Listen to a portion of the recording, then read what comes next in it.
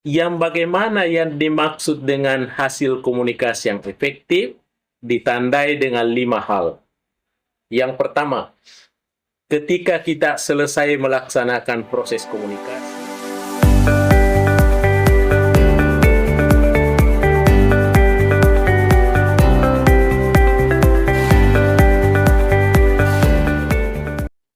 Assalamualaikum warahmatullahi wabarakatuh. Selamat jumpa kembali para pemirsa sekalian. Tentunya saya berharap mudah-mudahan kita dalam keadaan suasana sehat, walafiat ya. Sebagaimana yang kita harapkan bersama. Karena orang kesehatan katakan, di dalam komunikasi kesehatan itu dikatakan bahwa kesehatan itu memang bukan segalanya. Tapi ketika orang tidak sehat, maka dia tidak ada apa-apanya. Oleh karena itu, para pemirsa sekalian, saya juga secara pribadi dan keluarga mudah-mudahan sehat ya, sama dengan para pemirsa sekalian semuanya. Baik para pemirsa sekalian ya, kita kembali lagi ketemu dalam salah satu channel YouTube kita, Mr. Koronis. Komunikasi romantis dan humanis. Baik para pemirsa sekalian, tentunya di setiap langkah kita, selalu kita berharap bagaimana agar bisa melaksanakan komunikasi secara baik. Baik di antara teman kita, sahabat kita, saudara kita, atau keluarga kita tentunya. Baik yang sifatnya individu atau sifatnya kelompok, bahkan halayak ramai. Tetapi para pemirsa sekalian, tentu kadangkala setelah kita berkomunikasi itu, kadangkala kita ragu-ragu. Apakah komunikasi kita ini berhasil atau tidak? Ya, apakah komunikasi kita ini ada hasilnya yang efektif atau tidak? Ya, oleh karena itu, pada kesempatan ini para pemirsa, saya akan bahas tentang bagaimana hasil komunikasi yang efektif. Ya, ada salah satu pakar komunikasi kita ya, namanya Taps and Moss ya.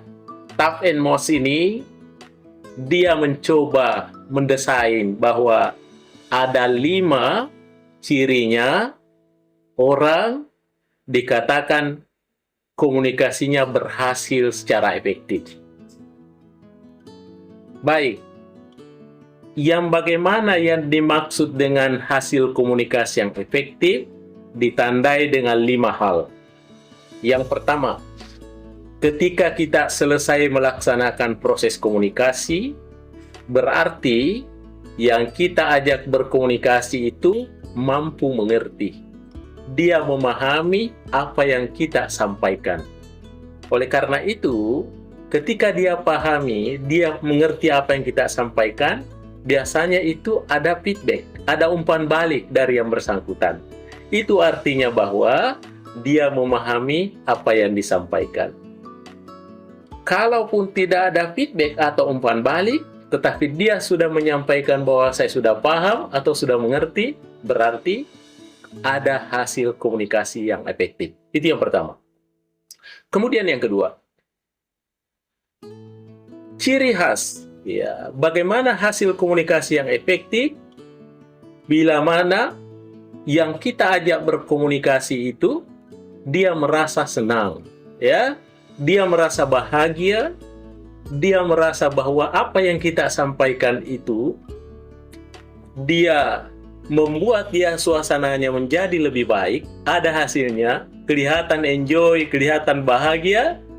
Ya, bahkan ada orang ketika habis diajak berkomunikasi, seakan-akan hasil komunikasi dianggap sesuatu yang merupakan cinta atau kesenangan. Berarti sudah bisa dikatakan bahwa hasil komunikasi sudah efektif. Itu yang kedua. Kemudian yang ketiga, ciri khas yang ketiga, bagaimana hasil komunikasi yang efektif itu bila mana ada perubahan sikap. Ya.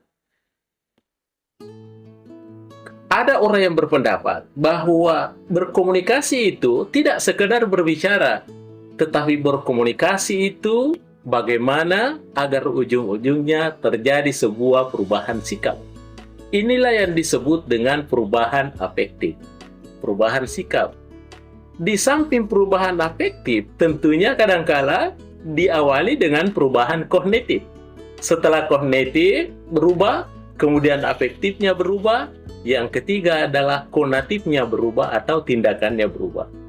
Itulah perubahan yang terjadi, sehingga dikatakan hasil komunikasinya efektif. Yang keempat, terjadi hubungan sosial yang baik. Ya, bagaimana itu hubungan sosial yang baik? Ketika orang diajak berkomunikasi, setelah melaksanakan komunikasi itu, rupanya kita bertambah akrab dengan mereka. Ya, persaudaraan semakin akrab, ya. Sehingga dengan demikian, ketika kita ketemu kembali, mereka mau lagi mendengar suara-suara kita itu. Mereka lagi mau bertukar pikiran dengan itu. Itu artinya terjadi hubungan sosial yang baik. Berarti hasil komunikasinya efektif. Dan yang terakhir, para pemirsa sekalian, apa tandanya kalau hasil komunikasi menjadi efektif?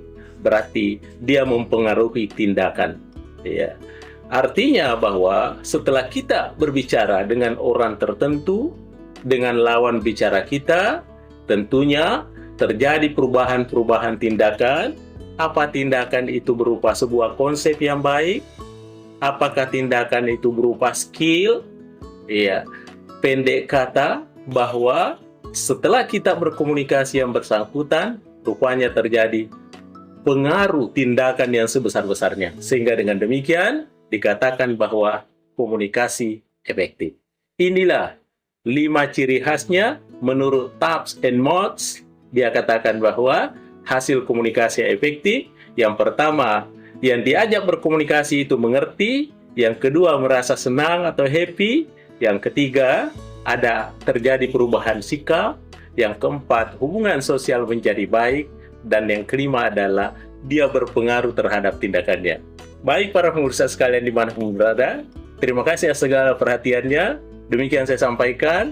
Assalamualaikum warahmatullahi wabarakatuh. Mr. Koronis, jangan